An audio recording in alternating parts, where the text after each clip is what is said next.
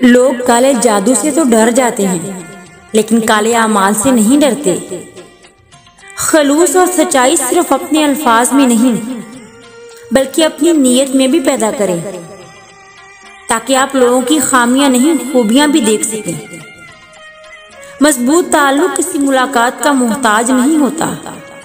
बाज़ ताल्लुकात मुलाकातों के बावजूद भी टूट जाते हैं और बाज़ बगैर मुलाकातों के भी चलते हैं। बात सिर्फ नीयत की और खलूस की है। सब्र और इखलास ऐसे हथियार हैं जिनसे आप बड़े से बड़े दुश्मन को भी शेर कर सकते हैं। बाज़ औक़ात तकलीफ इतनी ज्यादा होती है कि अल्लाह पाक के अलावा किसी से बात करने को दिल नहीं करता।